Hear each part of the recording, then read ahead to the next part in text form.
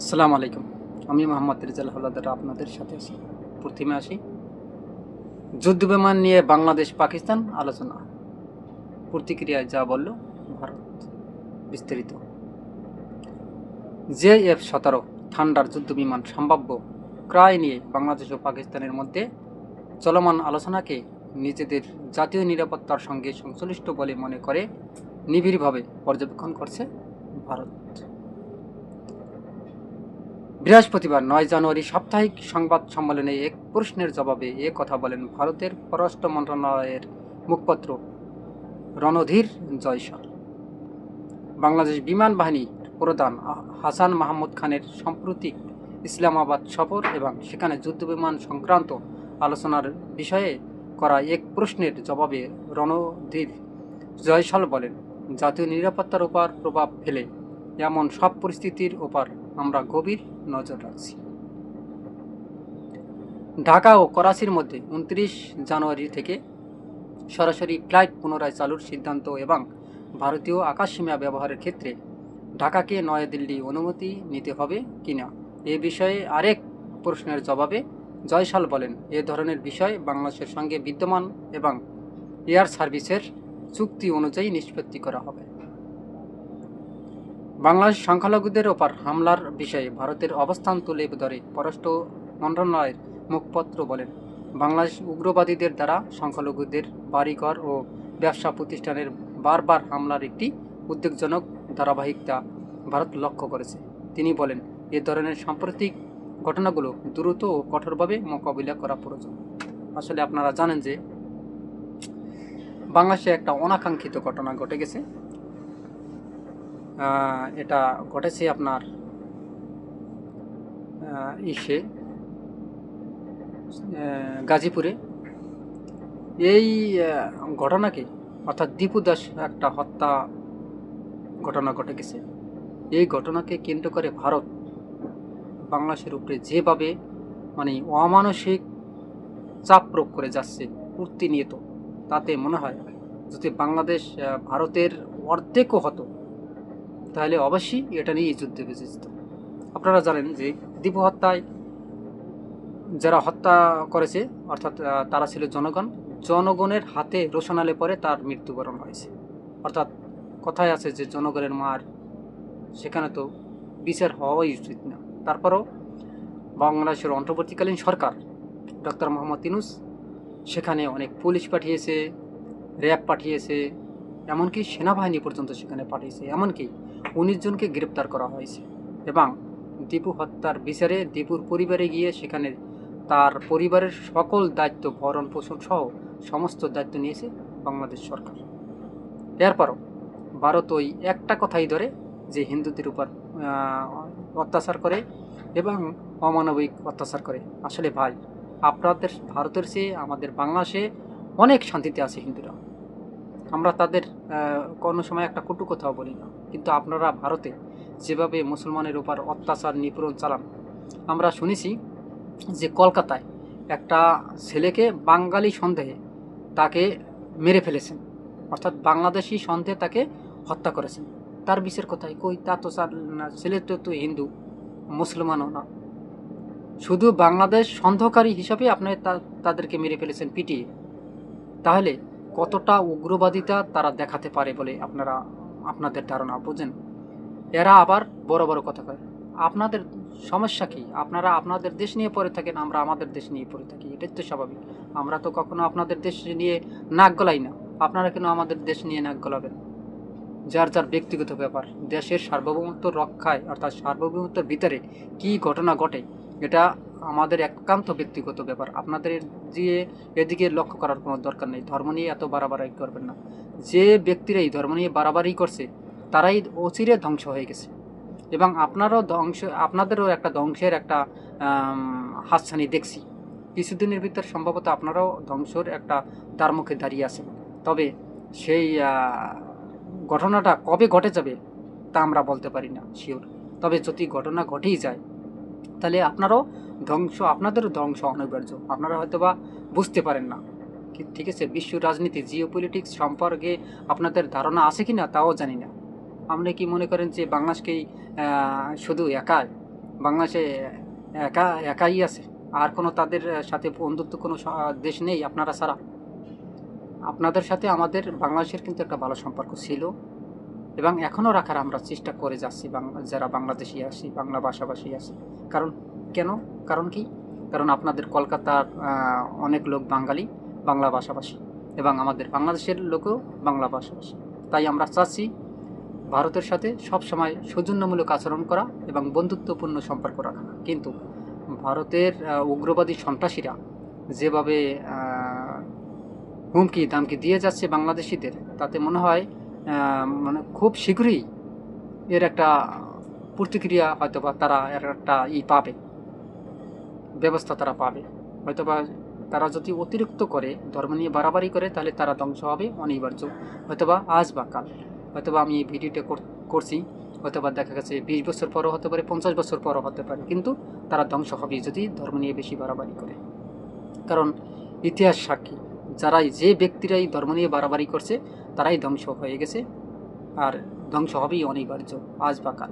দেখেন, যে উদাহরণ দেন যে কে ধ্বংস হয়েছে, আপনারা শোনেন কে ধ্বংস হয়েছে। আপনারা নমরুদের নাম শুনছেন? ধর্ম নিয়ে বাড়াবাড়ি করার জন্য কিন্তু তিনি ধ্বংস হয়ে গেছেন। আপনারা ফেরাউনের নাম শুনছেন? ফেরাউন এখনও তার লাশ ওই যে মিশরে আছে, সুটকি দিয়ে রয়েছে। আল্লাহ তাআলাই বলছে যে এই লাশ একটা পোকা তুমি খাবা না, যে পচন ধরবে না, গলবে না, মাটিতে খাবে না। কত বছর মাটিতে নিচে আসলেন জানেন? প্রায় কত 1000 বছরের উপরে মাটির নিচে ছিল, না জানি 700 বছর ধরে মাটির নিচে ছিল। তারপর কিন্তু তার লাশ পচে নাই, গলে নাই, খায় নাই। বুঝতে পারছেন? ধর্ম নিয়ে এত বাড়াবাড়ি ঠিক না। তবে ধর্ম নিয়ে যারাই বাড়াবাড়ি করে তারাই কিন্তু ধ্বংস হয়। এখন বর্তমানে দেখতেছি যে হিন্দুত্ববাদী কিছু উগ্রবাদী লোক আছে, তারা ধর্ম নিয়ে ভীষণ বাড়াবাড়ি করতেছে এবং তাদের ধর্ম নিয়ে অনেক মানে একটা কী করবো, একটা গর্ব করতেছে। ভাই, আপনারা জানেন আপনাদের মানে হিন্দু জাতিকে মহান আল্লাহ পাক রাব্বুল আলামিন কোনো হিসাবই নেবে না, বিনা হিসাবই আপনাদের জাহান্নামে ফেলে দেবে, ঘাড় ধরে তারপর ফেলে দেবে। ফেরেস্তাদের দিয়ে কইবে ওর ঘাড় ধরে ফেলে দে, ওই আগুনের মধ্যে ফেলাবে। হিসাব রাখেন কোথায় কি, আগে হিসাব করবেন। ধর্ম নিয়ে এত বেশি বাড়াবাড়ি করবেন না, যারাই করবেন তারাই ধ্বংস হয়ে যাবেন। আসি এবার বিস্তারিত খবর। জয়সাল আরও বলেন, ভারত লক্ষ্য করেছে যে এ ধরনের ঘটনাগুলোকে ব্যক্তিগত শত্রুতা, ব্যক্তিগত প্রতিশোধ, রাজনৈতিক মতপার্থক্য কিংবা অন্যান্য বাহ্যিক কারণে দায়ী করার একটি উদ্বেগজনক প্রবণতা আছে। অর্থাৎ দীপু হত্যাকে নিয়ে তারা এসব কথা বলছে। তার ভাষায় এ ধরনের অবহেলা কেবল উগ্রবাদী ও অপরাধীদের আরও সাহসী করে তোলে এবং সংখ্যালঘুদের মধ্যে ভয় ও নিরাপত্তাহীনতার অনুভূতি আরও গভীর করে। জিজ্ঞেস করে দেখতেন তো আপনাদের হিন্দুরা, আপনাদের যে ভারতে মুসলমানেরা কতটুকু নিরাপত্তায় আছে, আর আমাদের বাংলাদেশে হিন্দুরা কতটুকু নিরাপত্তায় আছে জিজ্ঞেস করে দেখেন একজন হিন্দু লোককে। শুনেন তাহলে একটা ঘটনা বলি। আমাদের বাড়ির পাশে হিন্দু বাড়ি আছে, চারিদিকে হিন্দু বাড়ি আছে। তাই 2 মহিলা আসছে আমাদের বাড়িতে এবং তাদের মেয়ে বিয়ে দিয়েছে ভারতে। যাই হোক, ভারতে বিয়ে দেওয়ার কারণে মেয়েদের একটু দেখা সাক্ষাৎ করা লাগে। বিয়ের পর গেছে মেয়ের শ্বশুর বাড়ি, যার পর অনেক কষ্ট করে গেছে, বর্ডার পার হয়ে এই গুলি করে কাদার মধ্যে শুয়ে পড়ছে, অনেক মানে কষ্ট করে গেছে। কারণ যদি মানে করেন যদি বৈধভাবে যেতে হয় হিন্দুদেরও, তাহলে তাদের কিন্তু প্রায় 50,000 টাকার মতো খরচ হয়। আর যেহেতু অবৈধ পথে গেছে 5,000 বা 10,000 টাকা লাগে এরকম আর। যাই হোক, তারপর যাওয়ার পর সেখানের মানে জামাই জিজ্ঞেস করে তোমার মা যে আছে কতদিন থাকবে। চিন্তা করেন, এত কষ্ট করে গেছে যে কতদিন থাকবে।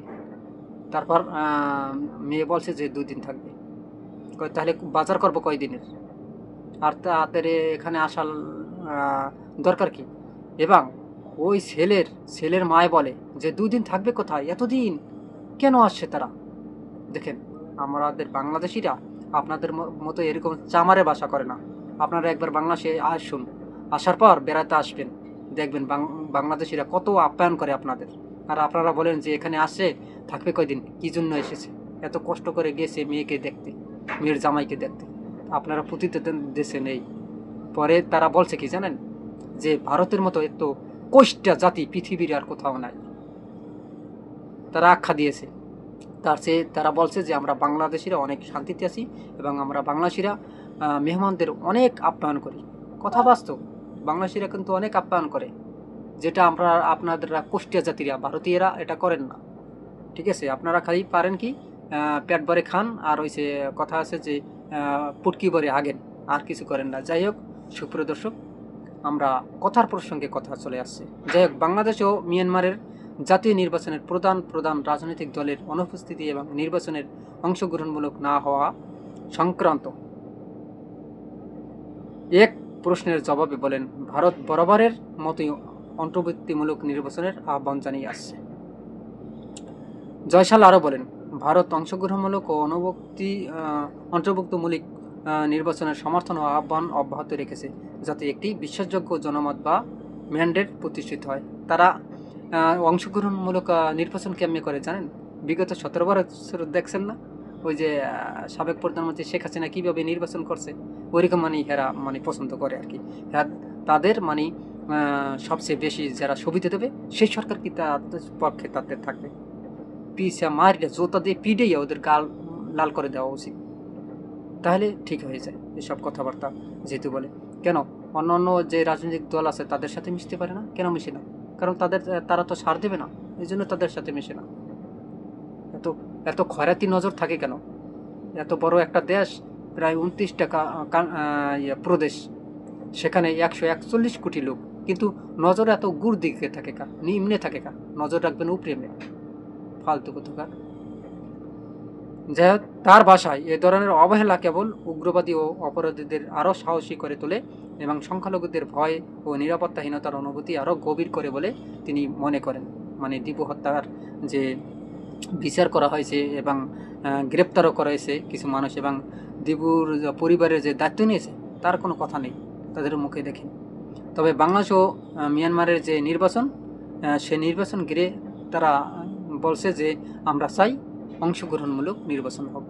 ঠিক আছে, এটা আমরা মানি, কিন্তু এতদিন তারা যে বাংলাদেশে যে নির্বাচন হয়েছে সেটা কি অংশগ্রহণমূলক নির্বাচন ছিল? প্রশ্ন আপনাদের কাছে সুপ্রিয় দর্শক। অবশ্যই আপনার মতামতগুলো কমেন্টে জানান এবং RS বাংলা নিউজ 24কে সাবস্ক্রাইব করুন, লাইক ও শেয়ার করে সবাইকে দেখার সুযোগ করে দিন। আসলে ভারতের এই যে বিভিন্ন ধরনের আলোচনা সমালোচনা আপনার কেমন লাগে? অবশ্যই আপনি আপনার মতামত কমেন্টে জানাবেন এবং ভিডিওটি ভালো লাগলে সবাইকে বেশি বেশি শেয়ার করে দেবেন এবং লাইক করে দেবেন। আজ এ পর্যন্তই। আসসালামু আলাইকুম রহমতুল্লাহি ওয়া বারাকাতুহু।